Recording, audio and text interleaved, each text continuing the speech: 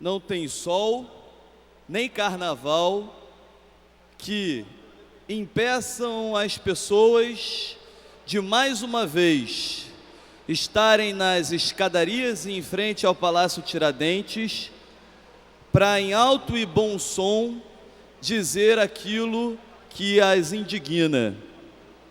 A indignação é o primeiro passo de uma verdadeira revolução mais do que nunca necessária. Como diz o deputado Flávio Serafini, uma revolução sem aspas. Essa tal revolução parece muito longínqua, é verdade, mas ela deve se iniciar de algum ponto. Ela deve começar de algum lugar. E entre aquelas pessoas que lá estão, enfrentando um sol de mais de 40 graus do Rio de Janeiro, com uma sensação térmica muito maior, essas pessoas estão, na verdade, cobrando os seus direitos. Elas não cobram nada além daquilo que é de direito delas. Aliás, poderiam nesse momento estar cobrando avanços, mas se veem na obrigação de cobrar aquilo que já foi conquistado há muitos anos.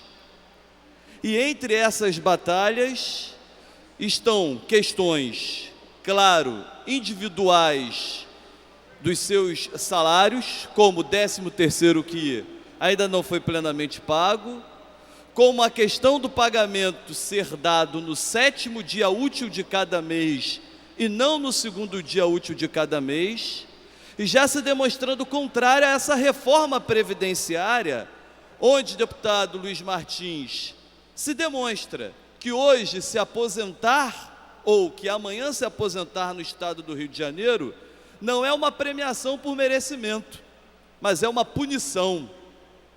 Se aposentar não pode ser uma punição.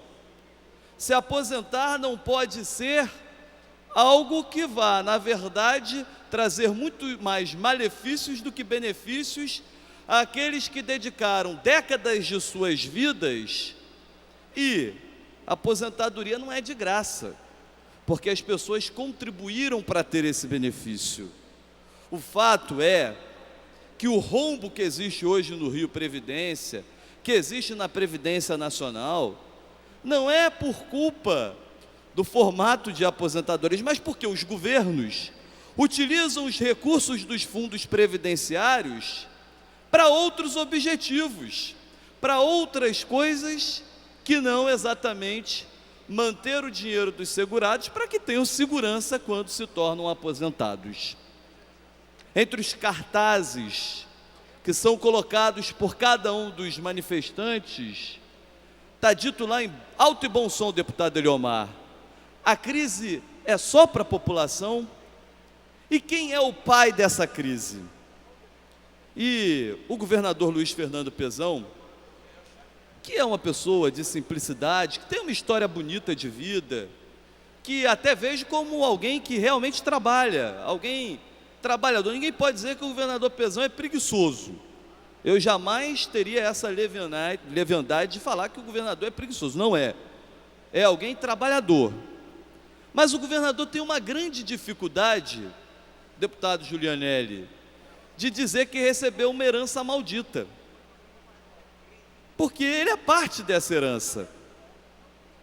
Ele participou do governo anterior, participou do governo anterior ao anterior, foi secretário do governo Garotinho, ou seja, pelo menos nos últimos 10 anos, o atual governo e muitos dos secretários que lá estão participaram dos governos. Então ninguém pode ter a audácia no Palácio Guanabara de dizer que recebeu uma herança maldita, ou dizer que lá atrás foi feita uma projeção errônea do que aconteceria. Ora, eu ouço há muitos e muitos anos, desde que eu estudava no ensino fundamental no 2º ciclo, o petróleo é um recurso findável. O petróleo é altamente dependente das questões do mercado financeiro. O estado do Rio de Janeiro é dependente do petróleo e precisa arranjar novas formas de desenvolver a sua economia. Mas aí o comodismo, aí aquela coisa de que os bons ventos soprarão sempre, fizeram com que o estado do Rio fincasse todas as suas raízes no petróleo. E não pensou em desenvolver a sua indústria, e não pensou em desenvolver a sua siderurgia, a sua indústria naval, não pensou em desenvolver o turismo, não pensou em desenvolver de melhor maneira a agricultura, não pensou em antever a questão da indústria farmacêutica, que é uma das saídas hoje para o estado do Rio. E aí, pensando só em petróleo, petróleo, petróleo, se tornou sufocado pelo mercado financeiro, que ao bel prazer leva o preço do barril para cá ou para lá. O estado do Rio de Janeiro é um exemplo claro para todo o planeta do quanto é ruim estar nas mãos daquele 1% que detém todas as riquezas do planeta. Eles não têm nacionalidade, eles não têm paixões. A única coisa que os apaixona é o dinheiro e o lucro, com lucro, mais lucro e mais lucro.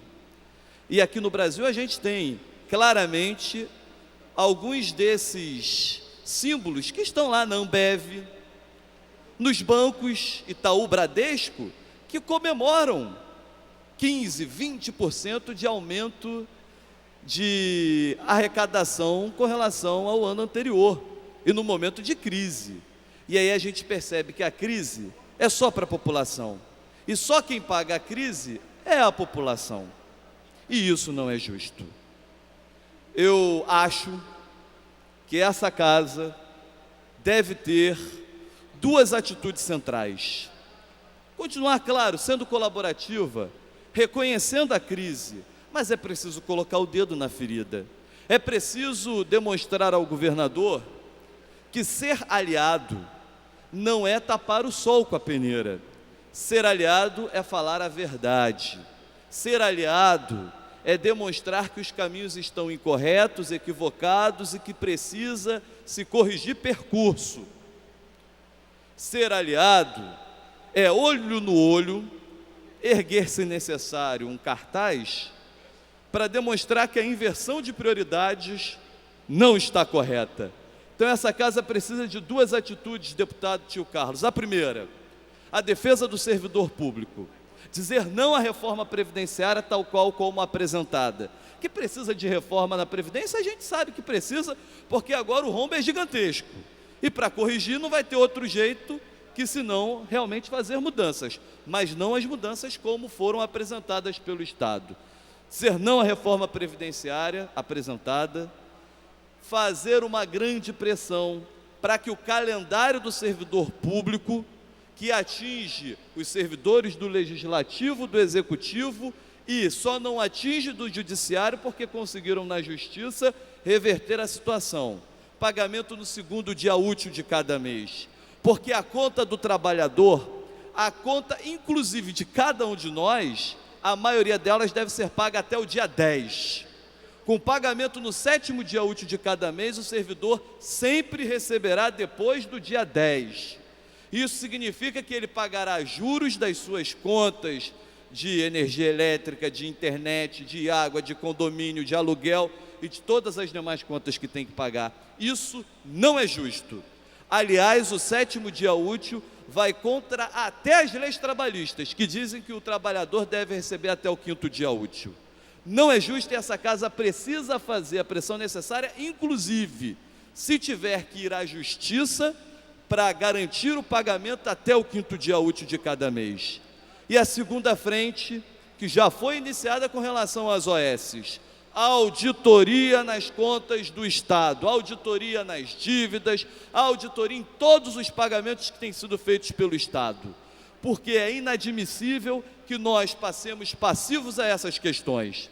E já encerrando, senhor presidente, repetindo aquilo que dizem os cartazes lá fora. Aliás, essa manifestação não devia estar acontecendo hoje, ela devia ter acontecido ontem, quando o governador aqui nesta casa estava, porque a pressão em cima dos deputados é válida, mas esta casa não pode ser responsabilizada pelas atitudes do governo do Estado, muitas delas feitas por decreto, que sequer passam pelo crivo dos senhores deputados. Essa casa não pode ser responsabilizada pela crise que aí está estabelecida.